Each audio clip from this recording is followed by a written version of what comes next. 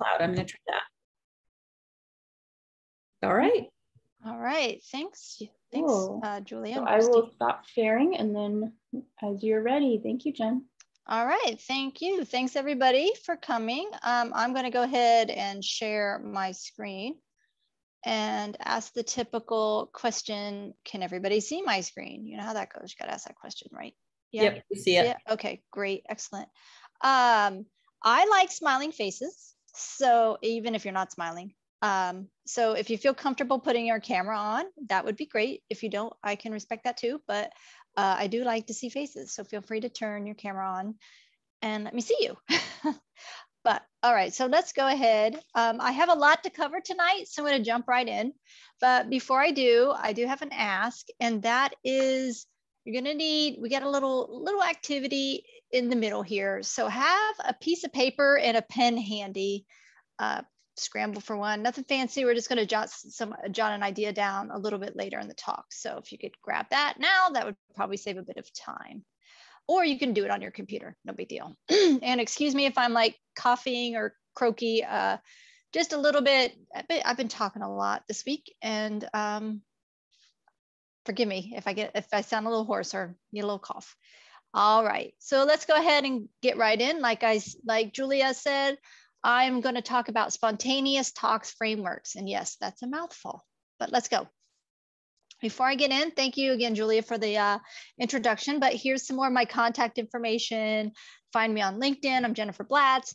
UX Research and Strategy is another meetup group that I co-founded and run. So check us out on LinkedIn. We have a lot of content. We have a lot of meetups, and would love for some of you lovely folks to attend one of those events. And like she said, I'm at Rocket Mortgage. And if anybody's looking for a job, I know that there's going to be some new postings happening in the new year. And one more thing, I hope you like dogs, because there's going to be a lot of dogs in my presentation this evening. So just warning you now.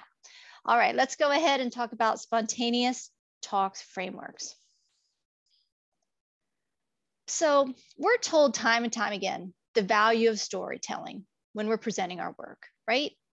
And when you're presenting your designs, you shouldn't do it screen by screen or walking an audience through. You should rather like walk your audience through an experience. And even when you're presenting UX research, tell your audience stories. Show them the user struggling to use the product. Include compelling quotes and let the research tell the story. So I'm going to talk about spontaneous talks frameworks tonight. And these frameworks can help you avoid rambling on and on. How? Because they give you a structure to formulate the topic you need to talk about or the answer that you need to give. So I'm going to be throwing a lot of abbreviations and frameworks at you tonight. And don't feel bad if you don't remember them all. We're only human, but I do have a summary slide toward the end.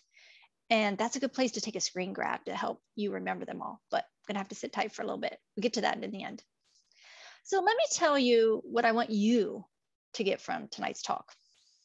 I want you to know about these spontaneous talks frameworks so that you can know your answer because you organized your thoughts.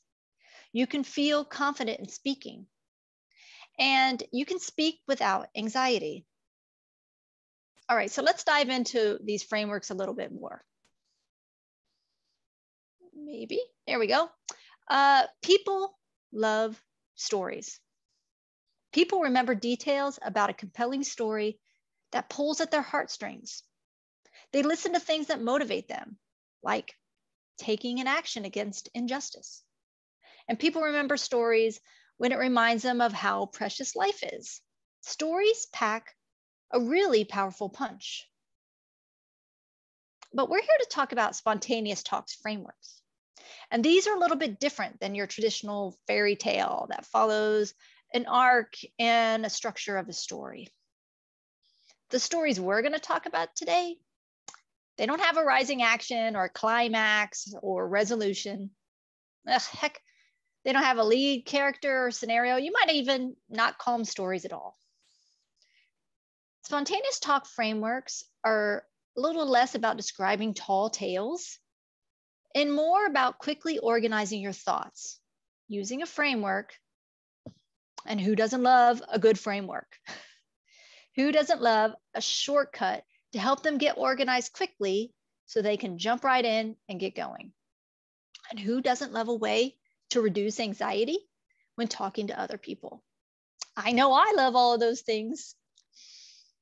So this is what spontaneous talks frameworks do. They help you organize your thoughts to present your UX designs or your research findings to your stakeholders or your team. Spontaneous talk frameworks help you answer questions on the spot. And finally, they can be a fabulous crutch when you need to speak on a topic that you haven't prepared for in advance. So let's get ready for some on your feet thinking and organizing. So I hope that many of you are familiar with the concept of chunking. And that's a way to organize things into small pieces to help you comprehend larger pieces of information. A classic example of this is the telephone number. It's often broken down into smaller segments of numbers rather than just blurting them all out at once. Like you see here, this number is what I would call to get to the state of New Hampshire Governor Office, Chris Sununu. Am I saying that right? I don't even know if I'm close. Sununu, okay. So breaking it up like this makes it much easier to remember. And that's what spontaneous talks frameworks do.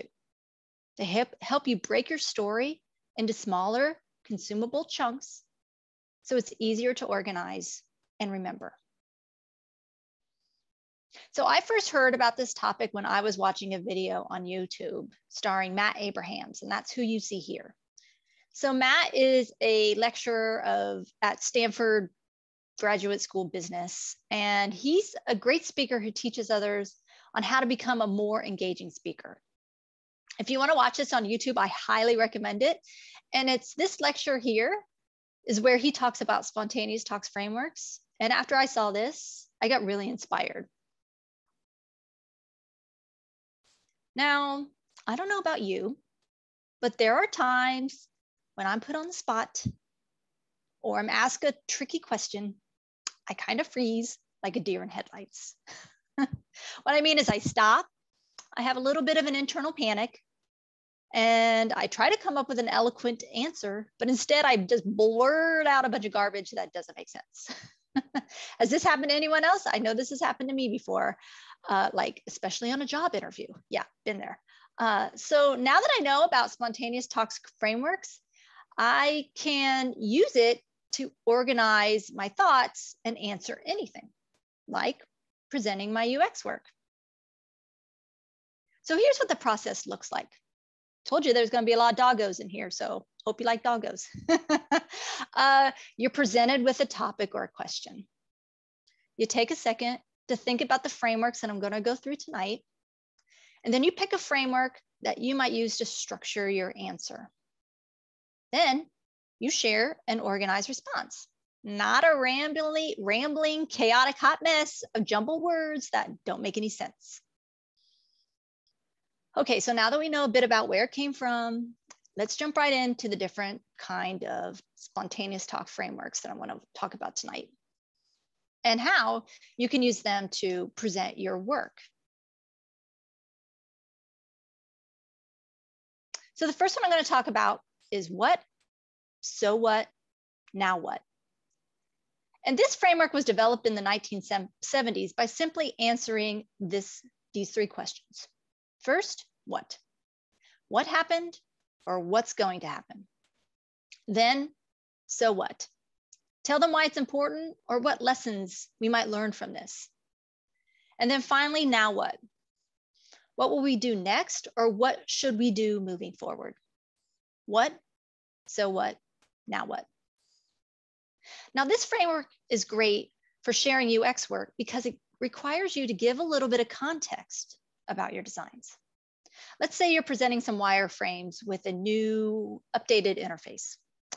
You tested the designs and you want to share what you learned from the testing with your team. First, you tell your audience what the design is trying to address. Again, what problem are you trying to solve? Who is this design helping Provide that context. Then tell them why it matters, why this new design is going to improve the user's life.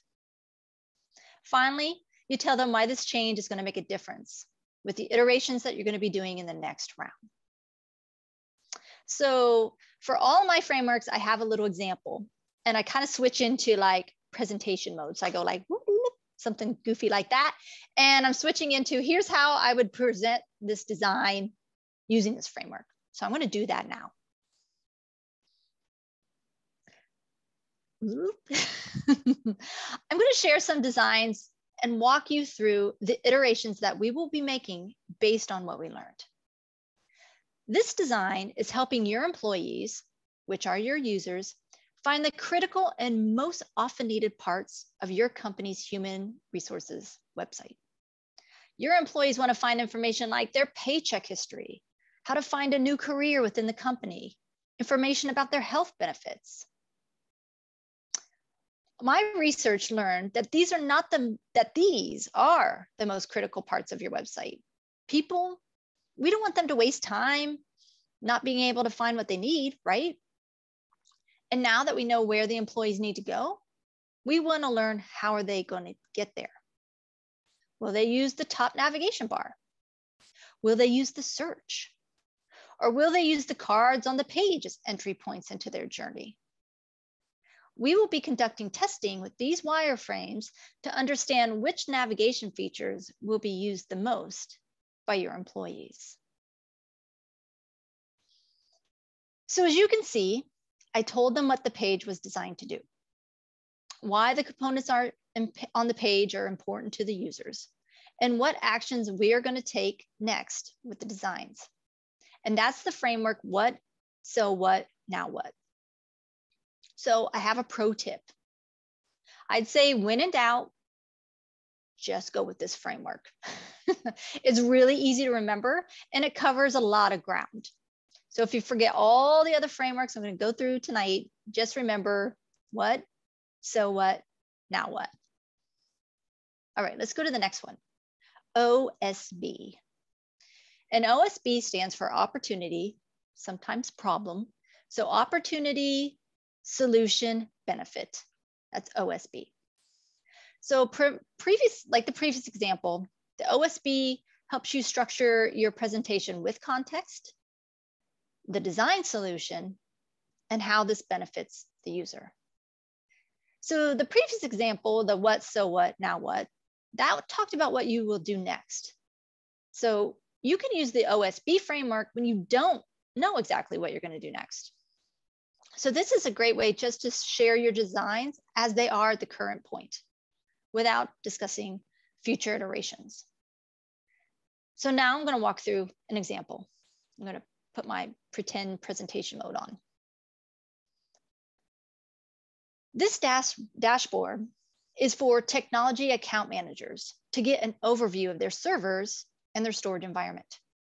Right now, information is scattered all across our system, causing users to hop from place to place to get the information they need. This consolidated design for a dashboard surfaces the most important figures all in one place. The benefit to our users is they no longer have to navigate to multiple places to get a high-level understanding of their open tickets, their notifications, and information about their devices. It's now all in one place. So you see what I did there? I started with what I'm trying to fix. That's the opportunity or the problem. Then I told them what my design solution was. Then I wrapped up by telling the audience how this design will directly help the user. And that's the OSB opportunity, solution, and benefit framework. All right, I'm going to hop to the next one. STAR. I'm guessing some of you probably have heard of this framework. Situation, task, action, result. So I've heard of this a lot for like a job interview. Frame your answer in the STAR framework, right? So situation is the background or the context. Task is what was needed to be done. Action is what you did. And R is results. That's simply explaining what happened. Tell them about your accomplishments, what success was, what happened, whatever, what the result was. And similar to what we talked about with the other framework, STAR provides some context, talks about what you did, why you took the action you did, and what you learned or what happened as a result. So for my example for the STAR, I'm going to show a before and after design. And so this would be, would be presenting, this is what the design was for previously, and here are the design changes that I made. So I'm going to walk you through what the previous design had and how I improved the interface. After conducting research, that informed my design improvements. The original design that we started with had a few opportunities for improvement. For example, the cards were not interactive, meaning you couldn't click on them to get a deeper dive for information. The logos were not consistent. They varied in color and the fonts. And finally, the descriptions were not clear. So the design opportunity I took was to improve these cards to entice the user to go deeper on their information journey. The new design addresses the previously mentioned concerns. Now you can click on the boxes for more information. The icons used are consistent in color and style, making this feel like a unified package of products, which is what it is. And finally, we had our UX content strategist rewrite the descriptions so that they are more clear. The result of this design is an organization of products that feel like pieces of a larger unified whole. We also now have a way that people can drill in deeper onto each product so that they can get some more information. So it's that simple. Again, it's situation, task, action, and result. All right, I'm popping through a lot of these, I know. So thanks for writing it out. Prep, next one is prep. This stands for point, reason, example, point. And this nice little framework starts with you stating the fact or the point, then give reasons behind why that's your point. You provide the evidence or the examples for your point, and this is where you state why you know it's true. And then you conclude by stating the point again, just in case anybody forgot what your point was in the first place. This framework, I don't know, it almost makes me feel like I'm getting ready for a debate or something. And I think this is really a great approach when you're presenting user research. So let me walk through an example to illustrate prep.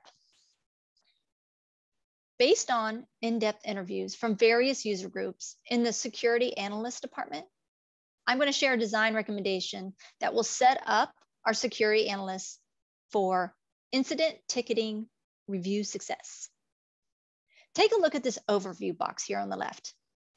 It surfaces the critical information our users want to see when they have to look at an incident ticket. After talking to those who need to monitor security situations, like Beth and the private investing branch, I learned what is really important for her to be front and center. First, she needs to know the severity of the incident, and hence the number 3 right here at the top. Beth also wants the ability to follow a ticket and to stay on top of the status. And that can be acted upon by hitting the star at the top right of the box. And finally, based on feedback from our users and backed up by usability testing to validate this design, this box represents the final design for a usable and accessible summary box for every security incident. So this is what I love about the prep framework. It's very straightforward. Here's what's important. Here's the reason why it's important. Here's an example that illustrates why that is important. And then you wrap it up with, here's my point again, one more time, in case anybody forgot. So now, this is the point where I'm asking everybody to grab a piece of paper and a pen And I want us to jot down, Kyle's ready, love it. I want us to practice this. And so we're gonna go through this prep framework. So I want you to think about something you're working on, or maybe something you've worked in the past. And think about how you would briefly present some work using this prep framework. So I'm gonna put this up as a reminder of what these things stand for, because I know it can be, I've been throwing a lot of abbreviations at you. So let's put this up and let's just take, I don't know, what do you think? Three minutes or so? Just a few minutes. I don't have a clock here, but yeah, I got a clock. Just take a few minutes, jot some down, and then like put your hand up when you're done. And I don't have any music or anything, but and then maybe one or two people could walk through their framework and illustrate how they would do it for their project. How about that? Do that? 3 minutes? Okay, cool.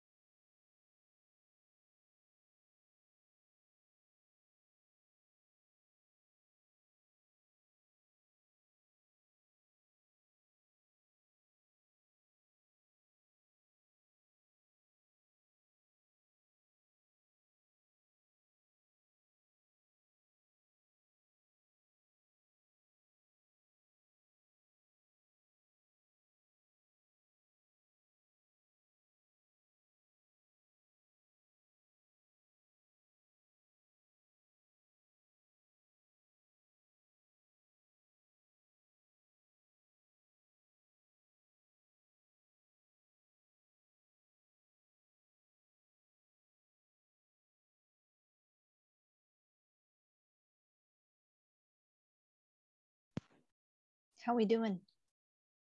Anybody have one to share? You wanna raise your hand? Cal? Cool. Christine has one too. Cal, why don't you go first? I saw you first. Sure. So the point that I'd like to address, this is kind of vague because you don't know my client or my job, but the point I'd like to address is the inconsistencies among the icon library that's currently in use across the different websites. And I would probably have some visual and kind of talk about the consistency of these icons is important because you know, a more consistent, clean, coherent brand image is going to improve trustworthiness with any potential customers, which could improve sales. So Then for the example, I would go in to show like an example of how just how different and how chaotic the differences are between among the icons currently in use, and show my suggestion and kind of talk about the point again would be that we need to decide on and get approval on an icon library and stick to it exclusively as we move forward. Excellent. Thank you. I love it. Thanks so much. Yay. Thanks. It's helpful. Yeah. Christine, you want to go? Sure. So like Cal, zero context, but just pretend you get it. So the point is we don't have enough data or insight about the current state onboarding experience at our company. The reason it matters is because onboarding is shown to impact employee sentiment by X%, and we have it also has a Y% impact on attrition. It also costs the business money when onboarding drags out because of inefficiencies and or pain points for the users. The evidence of this is actually that today we don't know how much that cost is to the company or what those big pain points are. So we cannot meaningfully address them. To restate the point, without a benchmark or a baseline of our current onboarding experience, we cannot meaningfully improve it or save the company money. Nice. Excellent. Thanks, Christine. Sure. Love it. Hey. Anybody else want to go? One more? I can't see all screens. So if you do, raise your hand or just come off a mute and do it if you're feeling it. No? Or raise your digital hand. I know sometimes that makes a chime. Yeah.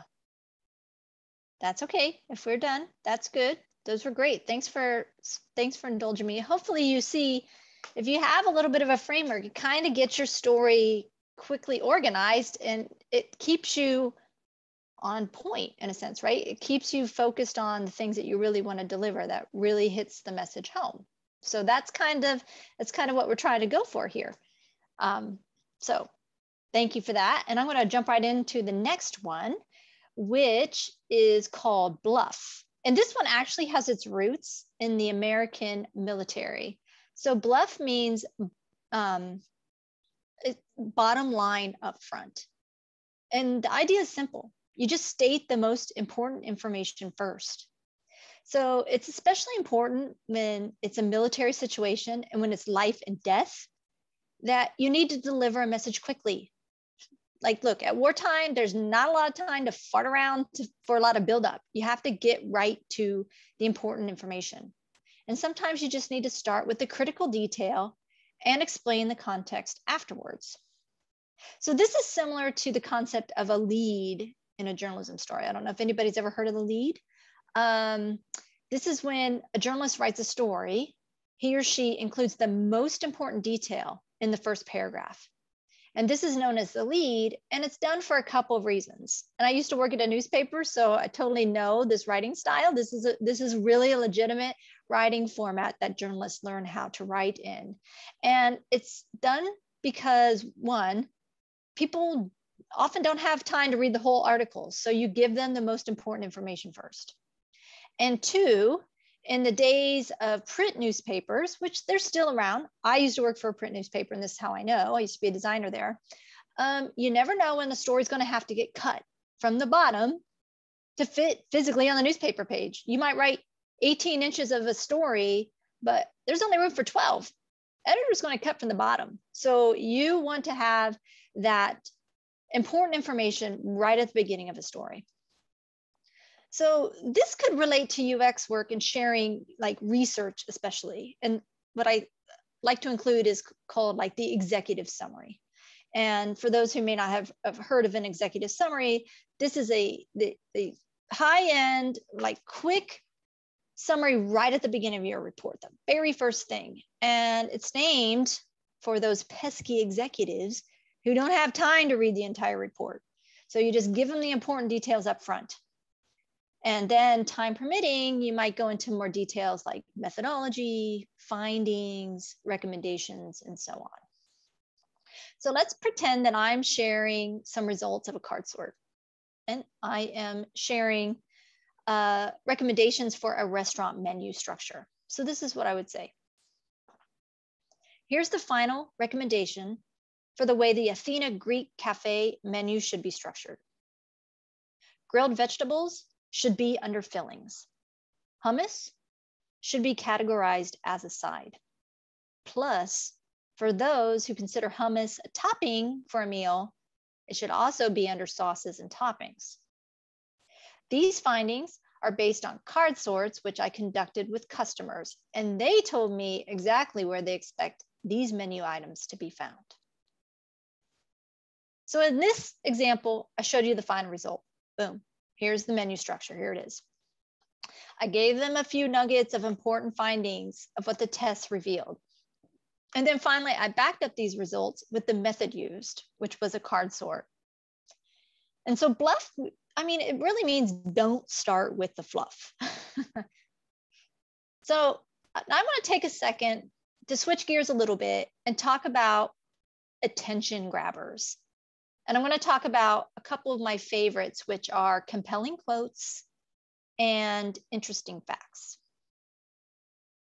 So this one, check out this quote.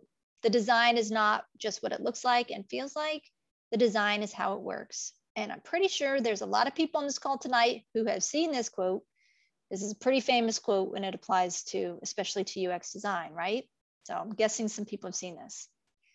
So you can share a famous quote to really get their attention and really hit the point home, like Steve Jobs does here. He's hitting the point home that UX design is not just about making things look pretty, but it encompasses how a product works as well.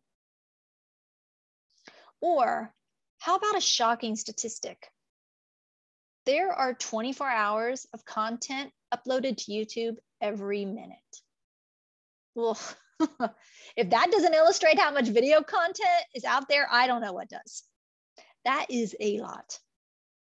These shock tactics can be used to grab your audience's attention and bring them into the presentation that you're going to share. So I use this quote and this statistic to illustrate one more spontaneous talk framework called PPP. And that is prep, promise, path. Prep, get their attention right from the get-go. Ask a question, tell a story, throw out a quote, or shock them with a statistic or even an amazing photo. Then you promise your audience specifically what the benefits are of your topic or your design. Then you wrap up by showing them the path. You need to indicate how you're going to get them to the promise that you talked about. Show them the way to enlightenment. So you could use the PPP framework to grab someone's attention and set some expectations. So let's say I'm selling a concept of an app to a client. I'd say something like this. People are spending more time than ever on social media. Roughly 15% of our waking lives is spent on Facebook, Instagram, and Twitter, just to name a few. With statistics like this, how can we, Woof Digital Company, ignore such tremendous potential? I'm going to show you how our digital campaign for our latest social media platform, Dog Lovers Unite, is going to explode. We'll walk you through how we're going to capture the market share by fetching users and bringing them to our app by using what they already know and love, doggos. We're going to show how we're going to integrate with the platforms they already use, making fetching customers a snap. Then finally, I'm going to walk you through, like a stroll through the park, how this app for dog lovers is going to fill your doggy bowl to the brim with your favorite treat, revenue. Okay, I know that was kind of a silly example. But the point here is you're grabbing their attention with an interesting quote or a stat or a nugget of information. Then you're going to tell them how you're going to deliver on your promise and how you plan on getting there. And now I want to switch gears again and talk about some spontaneous talk frameworks, which are less about presenting your work. And these are more about how to answer questions on the spot or present a topic on the spot. And so I'm going to dive into the first one, which is ADD.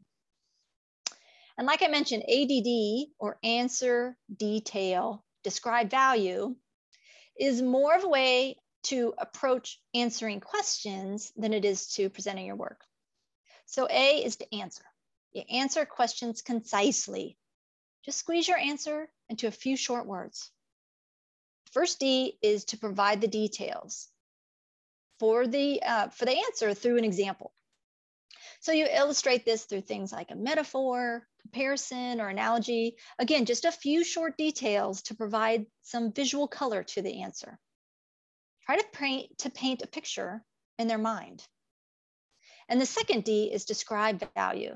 And this is where you show the real impact or the value of your answer. Now, I'll admit this approach, I don't know, it takes a little more organizing and thinking than some other frameworks. But if you keep these abbreviations handy in your memory, and it might help you organize your answers quickly and make you sound super smart. And we all love to sound super smart, right? So this on your toes method of answering a question, but you do more than just answer it. You illustrate with an example and you wrap it up with a pretty bow by describing the value. So let me do an example of this framework. Let's say I was presenting this design and my stakeholder asked me a question, pressing me on it, are you sure? So this is what I would say. Yes, this design does provide the right information on a mobile view. For example, we heard from Robert, a systems admin, that when he's at home in the evenings, and he got pinged one time for the permissions administrator that she was getting blocked from a server for some reason. So the information shown here on the mobile view is just the right type of information that Robert needs to make adjustments. So let me describe the value of the information shown here on mobile. An admin like Robert has the critical information that he needs about Tabitha to take action on upgrading her permissions. He can see the information that he needs to make a decision and take action right here on his mobile phone. So as you can see, the ADD is just answer, detail, describe value, is another way that you can quickly answer a person's question, but also showing the value of why your answer is what it is. Okay, so let's take the next step and talk about the TAKE framework. I know, I'm full of bad puns. Sorry, this is how I roll. TAKE. The TAKE framework is another approach to organizing your thoughts. Again, this approach is less around presenting your design work or your UX work in general, but it's more about accepting recognition. So I want to talk about the TAKE framework because this is about, I like this framework because it's about expressing gratitude. T is to thank your audience. Start with humility and thank the person making the statement. A is to acknowledge and the award or the accomplishment that you're getting complimented for.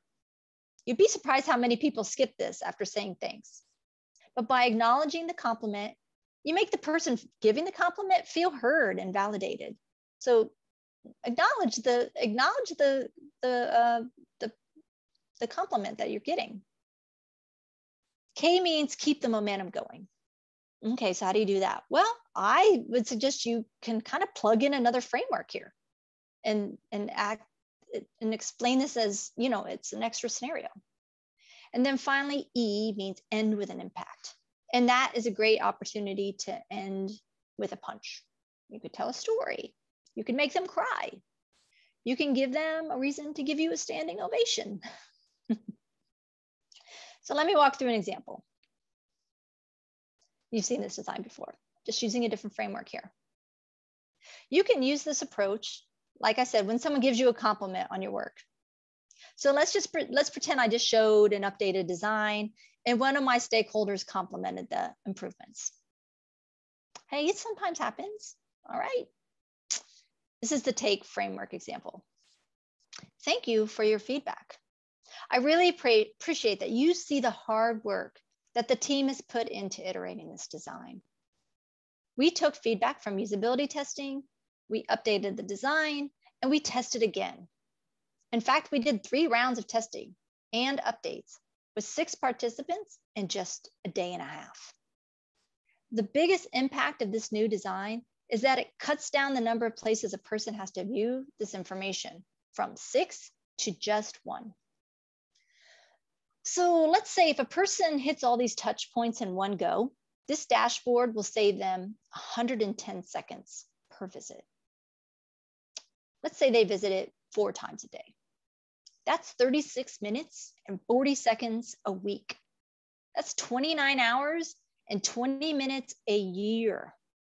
That's a huge amount of time saved per employee. And this extra time gives the employee to do other tasks, time to do other tasks. We're really pleased where the design landed. And our next steps to make this new design live and review the time on tasks in our analytics to see if our metrics reflect the reduced bouncing around that we think it will do. We want to make sure that our design cleanup has actually improved the user's work life. Why?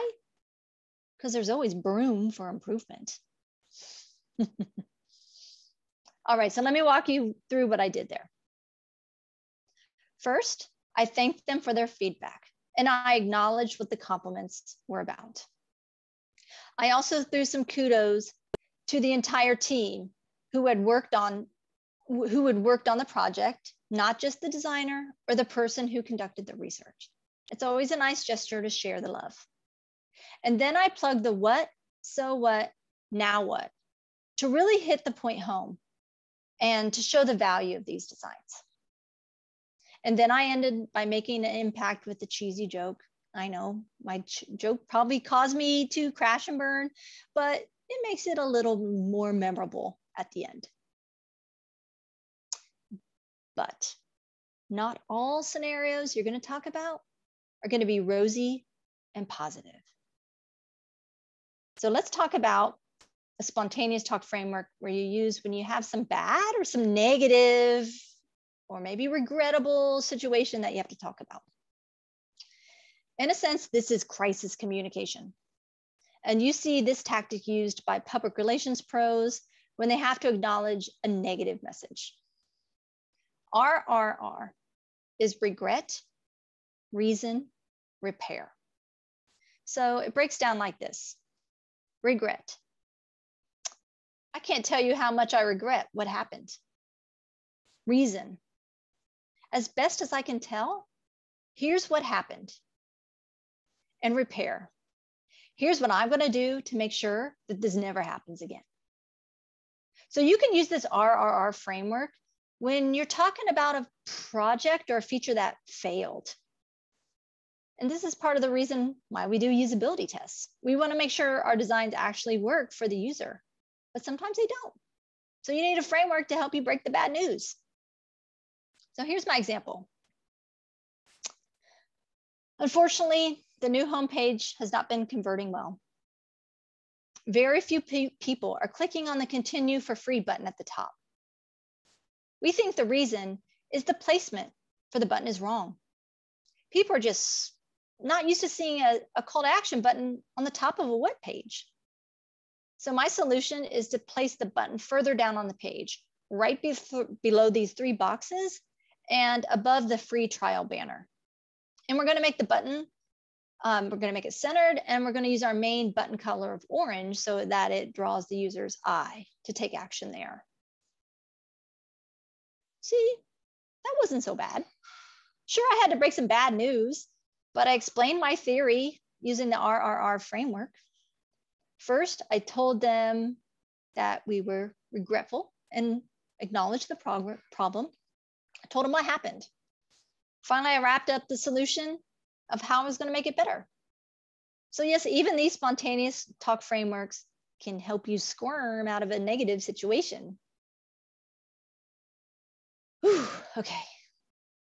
I know, I went through a lot.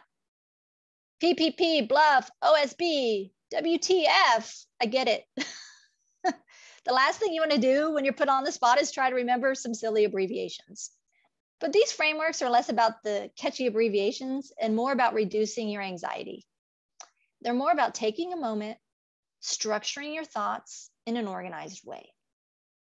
It's going to take some practice, but anything worth getting good at takes a bit of doing it a few times to feel comfortable. But don't be afraid to try one of these frameworks in advance and get some practice like we did tonight. It's helpful for me to write these things down and kind of structure it a little bit. So don't be afraid to do that. On your next presentation, break it down using one of these frameworks. So quick second here. This is the slide that I was telling you that you might want to take a screenshot of because this is like all the things in one place. And these are what I went through today. What, so what, now what? I'm not going to read them all because we've already been through them. But again, this is a nice one to take a screenshot of in case you wanted to remember them later. We did go through a lot tonight, didn't we? Wow, there's a lot here. Again, I know this is a lot. So if you find yourself in a panic and can't recall which framework to use, just go with the what, so what, now what? Spontaneous talk framework. It's simple to remember. It's very versatile, and it'll pretty much cover the important bits that you need to express. What, so what, now what? And as for tonight's talk, now what? Well, I'm going to wrap up with a compelling quote. Everything you want is on the other side of fear. And my hope for you today is I gave you the tools to get to the other side of fear. Again, these spontaneous talk frameworks can help you overcome your anxiety by organizing your thoughts and presenting and articulating in a well-crafted answer. So go out there and get on the other side of fear. Thank you very much. Awesome. I'm coming off mute to give some clapping. Anyone else want to come off mute to clap or snap? Thank you. So Thank you. Jen. Great. I have to say, I'm a big fan of the bottom line up front. And in my household, we call this LAMP. And the backstory is that my husband is, well, so he's a large animal veterinarian, and he often has to give instructions on how to treat animals. And it's usually the farmers have to do a lot of this on their own. And I have observed him giving instructions so many times over the years. And I feel like he always buries the poor people with tons and tons and tons of context to then say, it's 10 cc's twice a day in the muscle, 12 hours apart. And so I gave him the feedback, like, you should really tell them up front, it's 10 cc's, blah, blah, whatever it is, and then give them all the context. So I told him, he was like, I never do that. That's crazy. And I said, you do it all the time.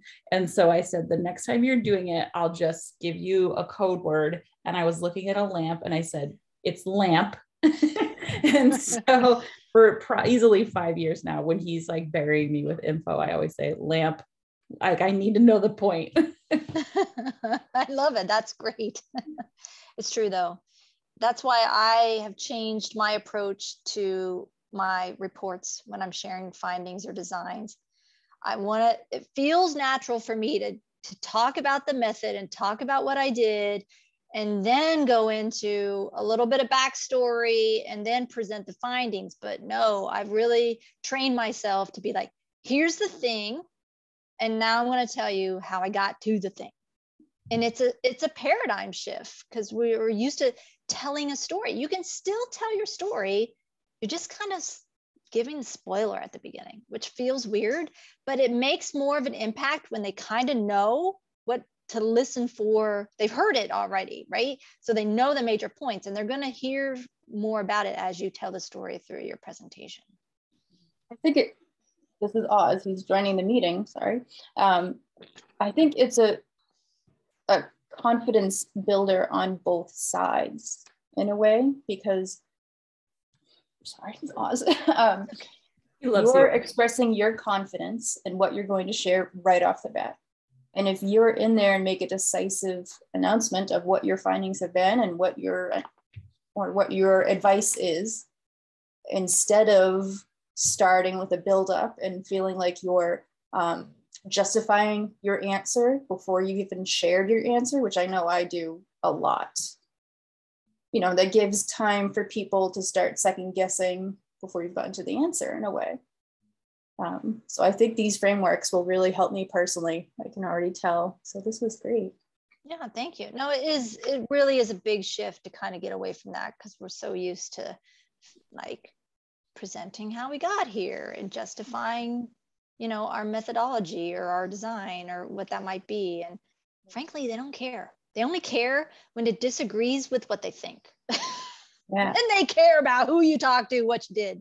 But for the most part, it's an interesting nugget, but it's not the driving factor. The information really is. I find that people really want to understand what they should do with the information. So I think the result, like the point, I forget which one, hold on, I have to get my screenshot. Standing by. Like the prep point. Yeah. You know, the why it's important and what basically, like, what should we do with the information, I think is I find pretty important to stakeholders. We had a speaker earlier, like a couple months ago, where we kind of broke into a bit of a conversation and debate about, do you present recommendations or just findings? And I was in the present recommendations camp. I am definitely in that camp as well, because they're like, some people, they don't know how to connect the dots. They don't know what to do with the information that you gave them.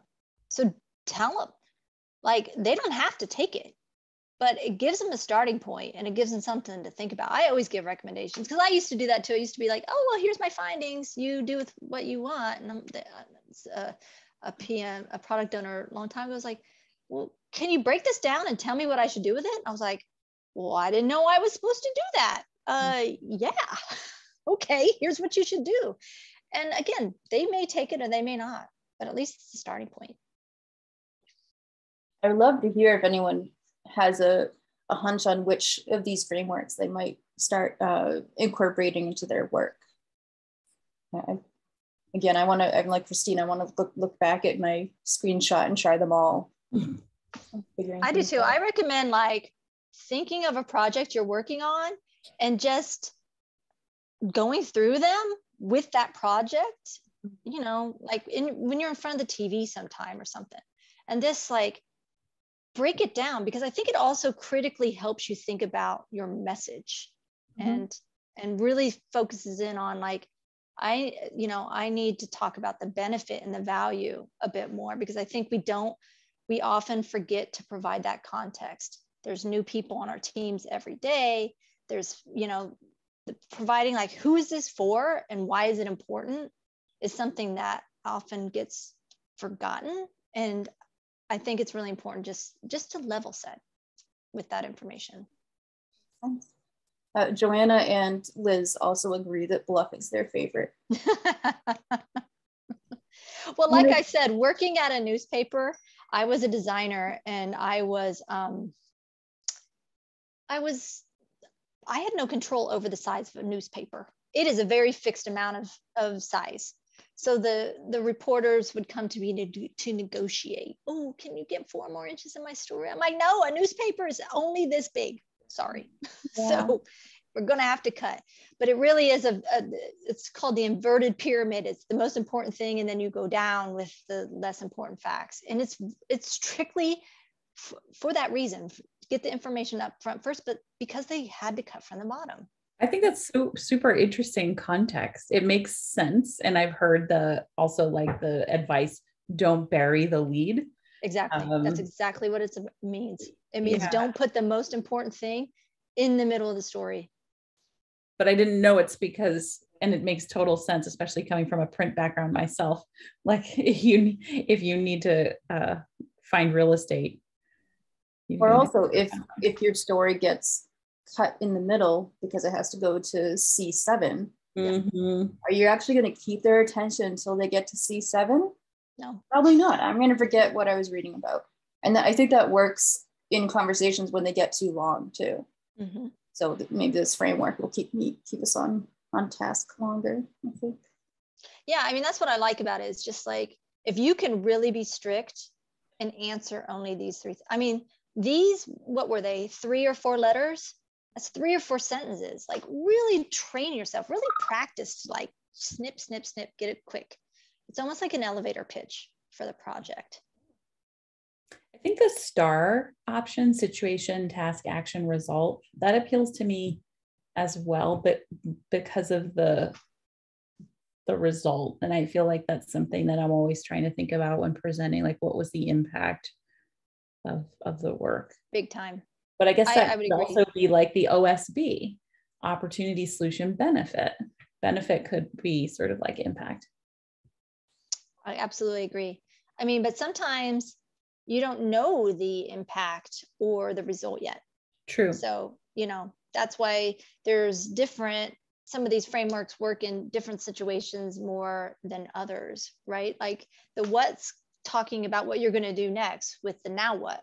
Well, sometimes you don't know what you're going to do next. It's over. So that may not be the best framework for you in all situations. So you said if you're just trying to share your current status, OSB might be your recommendation. And then STAR is a good example for like job interviews. You might have mentioned this, but prep. Do you have a favorite situation that one comes up with? The point, reason, example, point? I think that's good when for the reason and the example. I think that's good when somebody needs data. When like this is the reason why we're doing this, and here's an example of why. If you want to embed the data behind, so it's kind of good maybe for a research approach. If you like that storytelling, like I talked to this particular participant and they told me this, and so I think that might be a good one for somebody who needs an illustration of some point. And what I mean by that is a nugget from what you heard or what you learned in a usability test or whatnot. Brian has a nice observation. My last job, they used the what, so what, now what framework for email communications. I like that. I think I'm starting a new job soon. Maybe I'll just decide that that's what I'm doing. And that'll set the tone for everything. Maybe we can all be trendsetters in our office. Brian, tell us how that went. Yeah, Brian, I'd love to hear. I mean, it went well, although some people just don't have that ability to make things concise. So even though they're using the framework in emails, it's still a little wordy. Yeah. Did you find it helpful in writing your own? Yeah, I mean, it helps kind of get out all that brain clutter, and helps you kind of think how you can make it more concise. Especially COVID hit and everything was coming through emails, and the quicker you can get the gist of what someone's trying to say, the better. Yeah, I really like that. Like think about it in the lead scenario. If you just like what, so what, now what in the body of the email, and then gave some more detail for those who really wanted to know the context in depth around it. You could still do both, but like for the scanners or somebody who's just like, boop, just the top stuff, you give them the important stuff up first. Yeah, especially for the executives, we just focus on the what and the so what, because they wanted to know what was happening and what people were doing to fix it. right? Yeah, I agree. I thought what was interesting to me, and the reason why I included it was the take, which was the thank, acknowledge, kind of keep the momentum, and end with the impact. Like, you don't think about a thank you speech and a way to organize that well. You know, that's a really big opportunity to kind of ramble and like not really make it like kind of reciprocate that, like, thank you for this, and I'm going to acknowledge you, and I'm going to let you, you know, feel validated and heard. And I thought that was an interesting like a framework just around showing your gratitude and being thankful. I was like, oh, that's interesting. I would have never thought that maybe we should organize ourselves around something very specific like that. You just made me think of another framework that I don't know if it would fit into this presentation, but I took just like a webinar, online webinar for how to write an effective letter to the editor for some advocacy work that I was doing. And the framework is me, we, now. So you start with your own personal story, and then you expand it out to include the audience. And then you end by indicating kind of the action that we should all take immediately. Oh, I like that. I think us. I better check my notes. I feel like it rhymed, and I'm not saying it with a rhyme. So yeah, but definitely the me, us, now. Maybe it's me, us, now. Yeah. I like it. I mean, what I like about it is like, it really, if you can really force yourself to be concise, I think that's the whole point here, is you're throwing something on the spot. You have 2 minutes, like, you got to get it done, right? So really practice that, editing it down and being concise and tight, I think is a skill that I know I can improve upon, clearly, because I'm still rambling on. But you know, like, all of us could, like, sometimes there's just a little too much buildup and a little too much detail. It's like, no, I mean, how many times have you listened to something, you're like, come on, hurry up. Lamp. What's the point? Lamp. I love it. Lamp. I'm just going to share my screen so we can have our next couple presentations coming up. And then I'm going to go find my laptop charger because I have 8% left. Talk amongst yourselves. Yeah, I could give a little voiceover to this since as the board member who's responsible for lining up speakers. We're going to kick off in January with Donna Spencer. And Donna was a contributor to the 97 Things book that was the compilation book that was recently released, and has a chapter about presenting your design work effectively. It felt like we had a lot around like research and teams, so we wanted to dial up the design for this one, and so Donna was a great fit. We're excited that Donna's going to be joining us. And then we are excited to also welcome Kevin Philpott. Kevin is the head of product design, as you can see, for Pi Insurance. And Kevin actually was attending one of our sessions, and we just put a call for speakers, and I'll repeat that call now. We always love to give people, from our membership, the opportunity to speak. And I would say that if you're somebody who is interested in trying out speaking, this is a really kind of a safe place to do that. I think our chapter is full of warm, welcoming people who are just really interested in learning. And I'm sure you have a unique perspective on something. And if you would like to try and put a presentation together, reach out to me directly. You can find my information on the NHUXPA website. And Kevin did exactly that. And we're really excited to welcome him to talk about how UX can really drive innovation, and how when UX is applied sort of further upstream in a process, it can really drive long-term outcomes. So that'll be really exciting. And then Also, a member of our chapter, Kirk Membry, is going to give us a really exciting presentation about VR design. So looking forward to that kind of maybe more technical presentation. So if there's people out there who are interested in the topic of virtual reality, definitely join us in March. Cool. Can I just do a little plug for Donna Spencer? Because she's Please awesome. do. She's a huge amount of fun.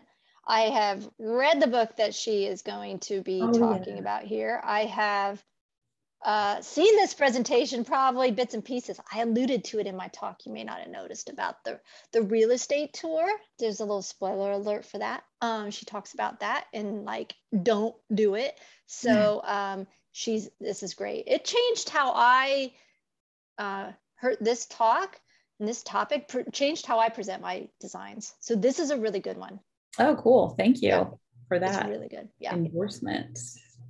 Yeah, that's true. I commented on her contribution to the 97 things compilation, but she also has her own book. I think more than one book. Yeah, she does. She is, I call her the card sort queen. Donna is the IA queen. If you have IA questions, she's amazing. So maybe we could tap her on the shoulder again. She's awesome. She knows her stuff. Thank you for doing that, Christine. Jen, I'm sorry that I kind of jumped in and no, cut you off a bit there. I was done. No, we were good. No, with the dying laptop mechanic of 8% and dying fast. Chris in the chat shared a link to a Harvard Business Review article using Bluff. I love it. Email and team communications. Nice. That could be interesting. Yeah. Jonah has any last thoughts, or if you want to save them for the Slack or the LinkedIn group, we'd love to catch up with everyone. Yeah, Jen, thank you so much. I think you rounded out our 2021 just perfectly. Thank you so much for having me. This was a lot of fun. I appreciate it. It's so great to see you all. Yeah, you too. I feel like there's a lot. This was a really actionable presentation. So yes. Thank you. Perfect. I'm gonna write these on notes for like family chats over the holidays of like how to stay on topic and not get lost. It could be kind of a geeky game. Oh, that's true. After some eggnog, maybe. I don't know. Oh, I like that. All right, we'll Zoom chat on that. There we go. Excellent. Thank you so much. I appreciate it. All right. Thank you. And always feel free to come back and join us. And we hope to see many of you for our future events. Okay, cool. Thanks, you. everyone. Good night, everybody. Bye. Merry Christmas. Happy holidays. You too.